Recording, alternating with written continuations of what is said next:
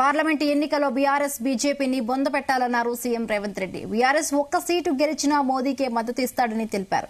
10 ఏళ్ల పాటు కేసీఆర్ మోదీతో కుమ్మక్కయ్యారన్న సీఎం రేవంత్ రెడ్డి కాంగ్రెస్ పార్టీ అధికారంలోకి వచ్చిన 4 నెలల్లోనే 30,000 ఉద్యోగాలు ఇచ్చామన్నారు. ఈ విషయంలో తనతో చర్చకు సిద్దమా అని సవాల్ విసిరారు. యాదాద్రి భువనగిరిలో కాంగ్రెస్ రోడ్ షోలో సీఎం రేవంత్ రెడ్డి పాల్గొన్నారు. ప్రత్యేకమైన సందర్భం దేశంలో దాపురించింది.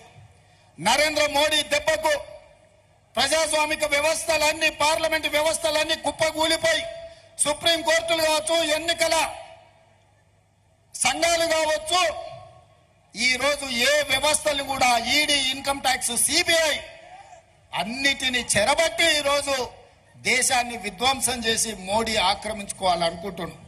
అందుకే డాక్టర్ బాబాసాహెబ్ అంబేద్కర్ రచించిన రాజ్యాంగాన్ని కాపాడాలి అంటే ఈ రోజు ఇండియా కూటమి ఈ దేశంలో గెలవాలి, రాహుల్ గాంధీ గారు ఈ దేశానికి ప్రధానమంత్రి కావాలి అన్న ఆలోచనతోటి ఇవాళ మేమందరం కలిసికట్టుగా మేము ముందరికి వచ్చినాం.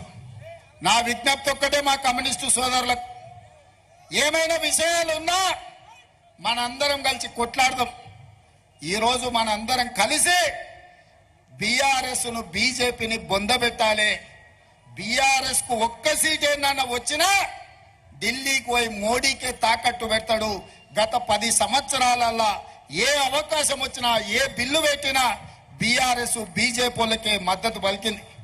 నోట్ల రద్దు కావచ్చు, జీఎస్టీ బిల్లు కావచ్చు, ట్రిపుల్ తలాక్ కావచ్చు, 370 ఆర్టికల్ కావచ్చు, రైతు వ్యతిరేక నల్ల చట్టాలు కావచ్చు, ఏ సందర్భం వచ్చినా మోడీకే ఈ కేడీ మద్దతు పలికిండు తప్ప ఏ రోజు కూడా మోడీతో కొట్లాడే ప్రయత్నం చేయలే.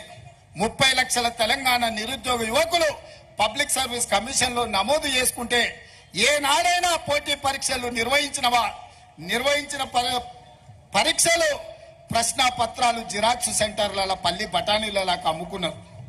పరీక్షలు నిర్వహించకుండా నిరుద్యోగుల ఆశలకు గండి కొడితే పిల్లలు రైలుకు ఎదురయ్యి రైలు కింద పడి చచ్చిపోతుంటే, ఫ్యాన్లకు ఊరేసుకొని ప్రాణాలు తీసుకుంటుంటే ఏ ఒక్కరోజైనా చంద్రశేఖరరావు ఆలోచన చేసిండా?